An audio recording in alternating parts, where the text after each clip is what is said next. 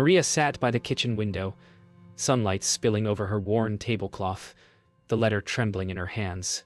It was Daniel's wedding invitation. Embossed, elegant, the kind that belonged in another world. She smiled at first, whispering his name like a prayer. But when she called him that evening, his voice carried hesitation. "Mom, about the wedding," he began. "Claire's family, they're very particular. Maybe it's better if you don't come. It's not that I don't love you. It's just appearances." The silence that followed was louder than any shout. Maria's heart cracked, but her voice stayed calm. "Of course, mijo, I understand." When the call ended, she sat perfectly still. The hum of the refrigerator, the only sound in a house that suddenly felt too quiet, too small, and far too empty. The next morning, Maria moved through her kitchen in slow motion, brewing coffee,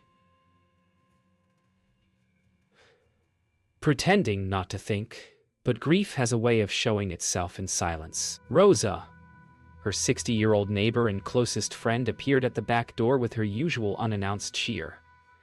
"You look like someone stole your sunlight," she said, stepping in with 2 mugs. Maria forced a smile, but Rosa's eyes were too sharp to be fooled. "It's Daniel, isn't it?" she asked softly. The words opened a wound Maria could no longer hide. She nodded once, eyes glistening. Rosa set her mug down and pulled her into a hug that smelled of soap and cinnamon. "Mija, you raised that boy with love. If he's ashamed of you, then shame on him." Maria said nothing, but a tear slipped down, glimmering like a truth she could no longer bury. Later that day, Maria sat outside on her porch, the wooden steps creaking beneath her as she looked out toward the street. She remembered Daniel as a boy, barefoot, chasing paper airplanes down this same sidewalk. Now he belonged to another world. Rosa joined her again, folding laundry beside her. "Hell, regret it," Rosa murmured. Maria smiled faintly, not from hope but acceptance. "Regret doesn't change the past," she said. The sun dipped lower, painting their faces in amber hues. A car passed by playing wedding music from a radio ad, and Mariah's hands froze mid-fold.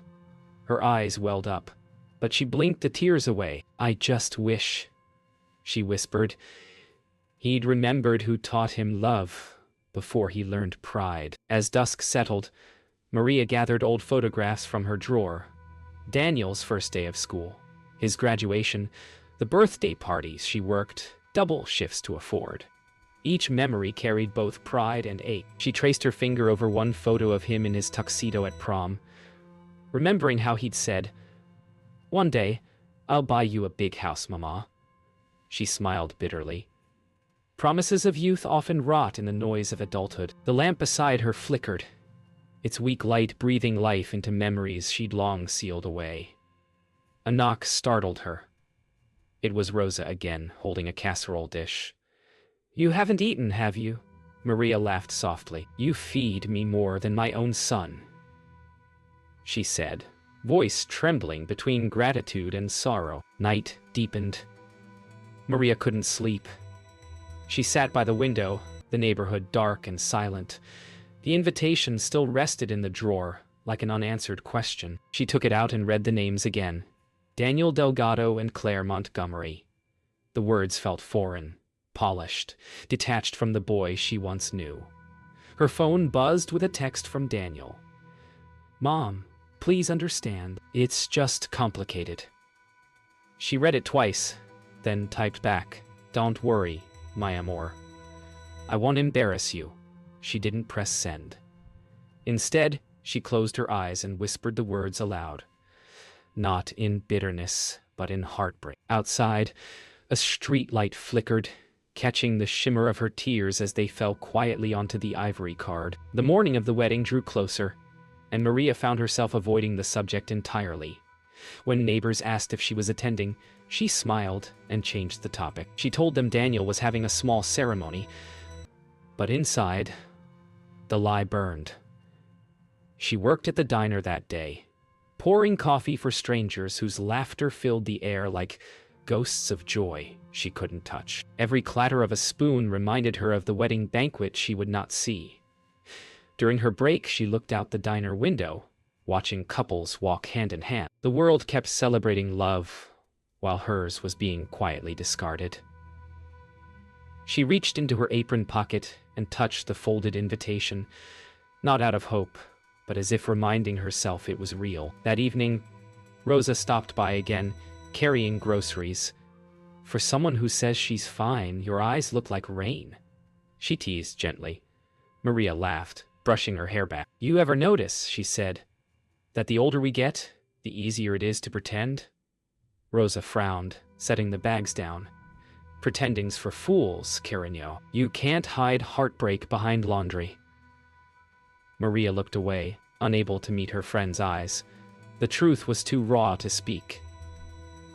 Instead, she poured 2 cups of tea and stared at the steam. "He is my son, Rosa. How do you stop loving someone who forgets where he came from?" The words hung in the room, quiet and trembling. Rosa reached across the table and took her hand.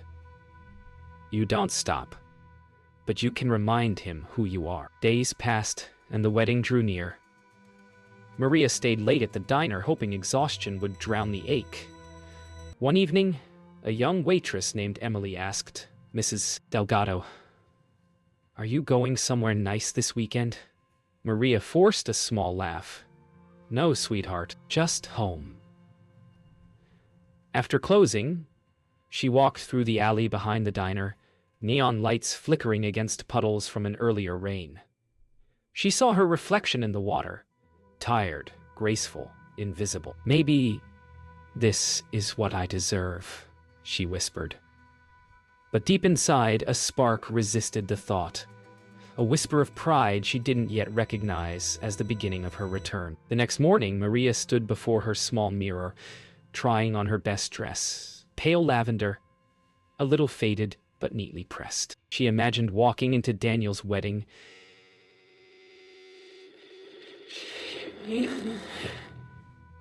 Imagined the smile he'd give her, the pride he used to wear so easily.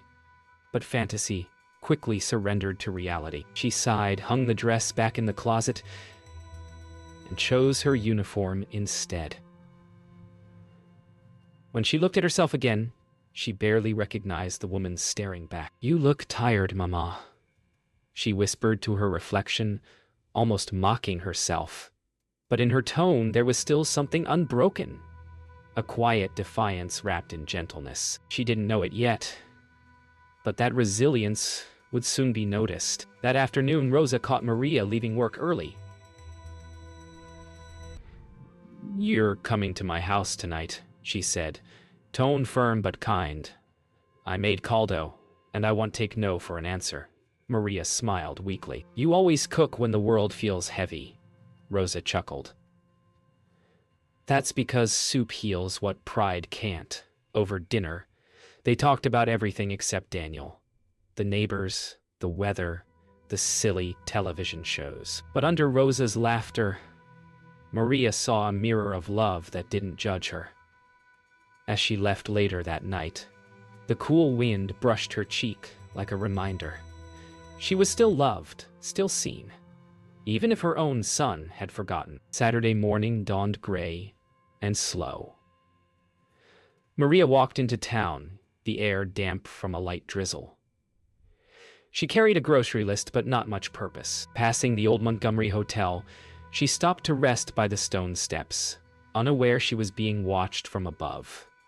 "Maria Delgado," a warm voice called. She looked up. And there he was, Mr. Kemp. Bennett, her former employer from years ago, now older but unmistakably dignified. "You haven't changed much," he said with a smile. Maria laughed softly, embarrassed by her rain-worn coat. "Oh, I've changed plenty, sir." They spoke for a while. Simple words that carried comfort. When he heard about Daniel's wedding, his brow furrowed. "Then let me do something kind, Maria," he said. "You've earned far more respect than the world has given you." They met again the next day for coffee in the hotel cafe. Mr. Bennet spoke fondly of his late wife, of how Maria had once cared for her through illness with kindness and grace. "I never forgot that," he said. "You taught me what loyalty looks like." Maria smiled, humbled. "I was only doing my job, sir." "No," he replied gently. "You gave more than you owed." When Maria mentioned she wouldn't end her son's wedding, Mr. Bennet's expression hardened. "You should go," he said, "and you will go with pride." Mariah's eyes widened. "Sir, I couldn't possibly," but he raised his hand kindly. "Please, let an old man do something right for once." That evening, Maria returned home and sat by her window again. The thought of entering Daniel's wedding terrified her. Not because of the crowd, but because of the shame he'd planted in her heart. Yet now, another voice echoed louder. Mr. Bennet's quiet certainty. She opened the drawer and looked at the invitation again. For the first time, her hands didn't shake. She imagined walking in not as a servant or a burden, but as a mother. The woman who raised him through storms. The rain outside turned into a fine mist, the kind that softens the air. She whispered to herself, "Maybe it's time he remembers where he came from." The next morning, a long black limousine pulled up outside Mariah's modest house. Neighbors peeked from behind curtains as a uniformed driver stepped out. "Mrs. Delgado?" he asked. "Mr. Bennet sent me." Maria stood frozen, clutching her purse. "Whoa!" Inside the car, a box awaited her. Pale gold with a note on top. For the woman who forgot her own worth. Inside lay a tailored gown, the color of midnight silk, and a pair of pearl earrings. Her breath caught. Rosa, watching from her porch, crossed herself in disbelief. "Madre de Dios, Maria," she whispered, half laughing, half crying. Maria smiled faintly, tears in her eyes. "Maybe God finally remembered me." 1,000 characters. Later that day, Maria stood before the mirror once more. This time not in faded lavender, but in deep sapphire satin that shimmered like dusk. Her hair framed her face softly. Her earrings glowed faintly with every breath. Rosa gasped, hands clasped. "You look like a queen?" Maria smiled, eyes glistening. "No. Eyes glistening. I just look like me. The me I forgot existed." When the limousine door closed behind her, the reflection of the city lights rolled across her face. Somewhere across town, Daniel was about to wed. Believing she would never come, Maria looked out the window, voice low but steady. "You told me I was too poor to stand beside you. Let's see if your shame can stand beside my truth." The hotel garden shimmered with perfection. White roses, string lights, and laughter that sounded rehearsed. Daniel stood tall beside Claire, smiling for photos, his nerves masked beneath charm. When the distant hum of a limousine rolled through the courtyard, a hush swept over the guests. The car door opened slowly, and Maria stepped out. Every head turned for a heartbeat. Time froze. Her sapphire gown glowed against the marble steps, her posture proud, her face calm. Daniel's smile faltered. Claire's eyes widened. The murmurs began. "Who is she? She's stunning." Only when Daniel whispered, "Mom," did Maria meet his gaze. Her smile was gentle, but her eyes told a story no words could touch. The master of ceremonies hesitated, unsure whether to continue. Maria walked forward slowly, her heels clicking softly against the marble. "Good evening," she said, voice steady, her accent soft yet commanding. Claire, gathering herself, approached with a smile. "You must be Daniel's mother. I've heard so much about you." Her tone was sincere. curious. Daniel swallowed hard, guilt flickering in his eyes. "Mom, It's all right," Maria interrupted gently. "You look happy. That's all a mother could ask." The air seemed to release its tension, though Daniel's heart pounded louder than the orchestra's strings. For the first time, he saw her, not as someone beneath his world, but as someone above the shame he'd created. As the ceremony continued, Maria found a seat near the back. A few guests approached her with polite curiosity, complimenting her elegance. She thanked them graciously, her voice carrying quiet poise. Daniel's gaze kept drifting toward her, torn between pride and regret. When the officiant asked if anyone wished to speak, Maria's heart skipped, but she remained silent. This was Daniel's day, not hers. Yet, deep within, something shifted. Her presence alone had already rewritten the story. She didn't need to say a word. Her grace had done the speaking. For the first time in years, she sat upright, feeling whole, not as a forgotten mother, but as a woman who had survived love's cruelties and found her worth again. 1,000 characters. After the vows, Daniel found his mother by the fountain, the crowd's laughter echoing faintly behind them. He hesitated before speaking. "Mom, you look beautiful," she smiled. "You look nervous." They both laughed softly, the tension breaking. "I didn't think you'd come," he confessed.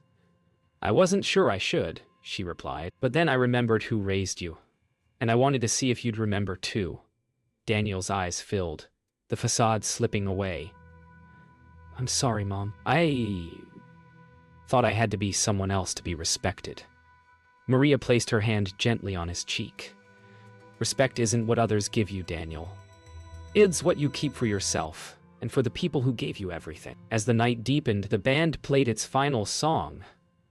Maria stood near the edge of the dance floor, watching Daniel and Claire share their first dance. When it ended, Daniel turned to her. "May I?" he asked. She hesitated, then nodded. The guests parted, whispers replaced by gentle smiles, as Daniel led his mother into the soft glow of the lights. They moved slowly, awkwardly at first, then naturally, like the countless times he'd stood on her feet as a child. "I missed you," he murmured. "You never lost me," she said. When the music faded, the applause was warm. Not for the spectacle, but for the story written in their eyes. Of love rediscovered, dignity restored. The wedding dinner glittered with laughter that felt a little too polished. Maria sat at a distant table, speaking gently with Claire's parents, her calm presence disarming every assumption they'd held. Mr. Montgomery, a reserved man of wealth, leaned toward her. "Daniel is fortunate," he said sincerely. "You raised him well." Maria smiled politely. Across the hall, Daniel caught fragments of that exchange, guilt tightening his chest. His friends whispered, impressed by the mysterious woman who'd arrived in a limousine. Every compliment aimed at her became a mirror reflecting his shame. He suddenly realized how small he'd made himself by trying to appear large. During the toast, Claire took the microphone. "Before I thank our families," she began, "I want to thank the woman who showed me what elegance truly is." She looked toward Maria. "Mrs. Delgado, your son speaks of hard work and sacrifice. I see now where he learned it." The crowd applauded. Daniel froze, humbled by his own bride's words. Maria lifted her glass, her eyes soft but unreadable. For the first time all night, Daniel lowered his gaze, not in shame but awakening. The applause faded into a stillness that felt heavier than noise, the sound of truth settling in. Later, as the music swelled, Daniel slipped outside to breathe. The cool night air felt honest, unlike the glittering hall. Footsteps approached. Claire's. "She's remarkable," she said softly. "You never told me," Daniel exhaled. "I was afraid you'd see how different we were." Claire shook her head. Different? She's everything good in you. Daniel's throat tightened. I almost erased her to impress people who don't matter. Claire took his hand, then start by showing her she still does. For once, Daniel didn't argue. He simply nodded, the pride that once guided him replaced by something far rarer. Humility. When Daniel returned inside, he found Maria near the fountain again, speaking softly with Mr. Bennet. "I see you've met my son," she said when Daniel approached. Mr. Bennet smiled knowingly. "A fine young man, a bit lost, but fine." Daniel laughed through the lump in his throat. "I deserve that." Maria touched his sleeve lightly. "No, mijo, you deserve the chance to grow." For a moment, the three stood in gentle silence, the music drifting from inside. Daniel turned to Mr. Bennet. "Thank you for bringing her." The older man nodded. "She didn't need me to bring her, son. Just someone to remind her she could walk in." As the guests departed, Daniel walked his mother to the limousine. "I don't know how to make it right," he said. Maria smiled faintly. "You just did." They stood in the cool night breeze, words unnecessary. The chauffeur opened the door, but Maria lingered. "You know," she said softly, "it wasn't the limousine that made me brave. It was remembering who I was before you told me I wasn't enough." Daniel's eyes glistened. "You've always been more than enough, Mom." She touched his cheek, then stepped inside. The car pulled away slowly, its taillights glowing like embers, not of farewell, but of something reignited. 2 days after the wedding, Maria returned to her ordinary rhythm. The hum of the fridge, the ticking clock, the comfort of small silences. She thought the story was over. But one evening, as the sun bled into the horizon, a knock came at the door. She hesitated, wiping her hands on a dish towel, and opened it to find Daniel standing there. Suit jacket slung over his arm, eyes heavy with regret. "Can I come in?" he asked softly. She nodded, stepping aside. The room smelled of coffee and rain. They sat at the same table where she'd once hidden her pain. Neither spoke for a long time. Two hearts learning how to breathe in the same space again. They sat across from each other, the air heavy with words waiting to be born. Daniel stared at his hands, unsure where to begin. "Mom, I don't know what I was thinking," he said finally. "I wanted to fit in so badly, I forgot who made me." Maria listened quietly, eyes steady. "You wanted to belong," she said. "But you already did, you just didn't see it." He looked up, tears glimmering. "I didn't deserve you showing up that day." Maria smiled faintly. "A mother doesn't need permission to love her child, Daniel." The silence that followed wasn't awkward anymore. It was healing. The kind that speaks without sound. Maria rose to refill their cups, her movements unhurried. "When your father died," she began, "I promised I'd make sure you never felt poor. I worked every hour I could. But somewhere along the way, I forgot to teach you that wealth isn't in money. It's in how we treat each other." Daniel's voice broke. "You gave up everything for me." She turned, smiling softly. "No, mijo. I gained everything watching you grow. I just wish you'd seen that sooner." Daniel's tears came freely now. "I'm sorry, Mom," he whispered. She placed a hand on his cheek, the gesture tender and final.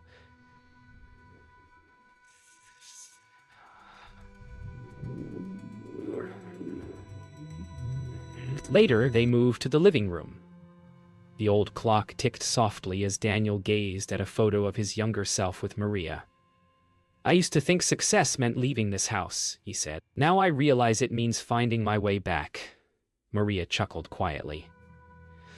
"The world teaches strange lessons, doesn't it?" He nodded. "You were right. Respect isn't given. It's lived."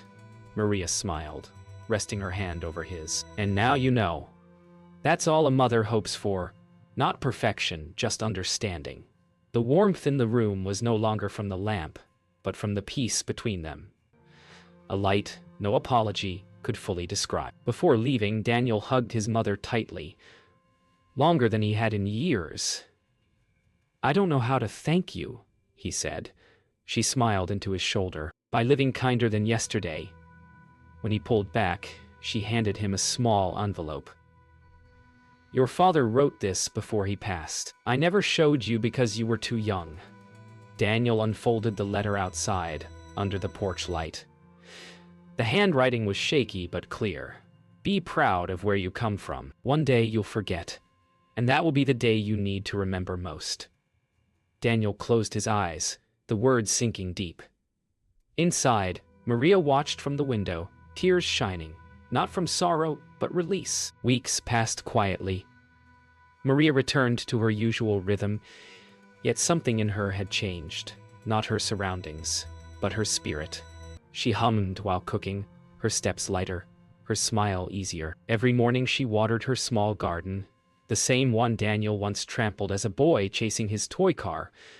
Life, she thought, has a way of circling back when you stop chasing what left you. One Saturday, she received a message from Daniel. "Mom, dinner at our place? Claire's cooking." She smiled, replying with a simple heart. This time, there was no hesitation, no fear of how she might appear. She had nothing to prove anymore, only love left to give. That evening, Maria arrived at Daniel and Claire's apartment. The table was modest. Candles, home-cooked food, mismatched plates. Yet the warmth in the air felt richer than any wedding banquet. Daniel met her at the door, apron dusted with flour. "You taught me this recipe," he said shyly. Maria laughed. "I must have done something right." Claire joined them, her smile genuine. As they ate, conversation flowed easily. No masks, no apologies. Just family. For the first time in years, Maria felt like she belonged again, not because anyone allowed it, but because she'd never truly left. After dinner, Daniel brought out an envelope. "There's something we want to show you," he said. Inside was a photograph from the wedding. Maria standing beside the limousine, her eyes bright with grace. Beneath it, a handwritten note. "To the woman who redefined dignity." Maria's breath caught. Claire reached across the table. "We're framing it for the living room." That day reminded everyone what real beauty looks like. Maria's eyes welled up, but her smile remained steady. "Then promise me," she said softly. "You'll live every day like you remember where you came from." Daniel nodded, holding her hand. A silent vow between hearts reborn. Weeks later, Daniel visited Maria again, this time to help fix her porch railing. They worked side by side in easy rhythm, the sound of a hammer blending with birdsong. "Funny," Maria said, "how life teaches us humility before happiness." Daniel smiled, "And how forgiveness builds stronger wood than pride." She laughed, handing him another nail. They finished before sunset, sitting quietly as the sky turned lavender. Daniel leaned back. "You know, Mom, the limousine, everyone still talks about it." She grinned. "Let them. Maybe it'll remind someone that dignity doesn't come with a price tag." Months later, Maria sat once again by her window, the same place where pain had once lived. But this time, her heart was quiet.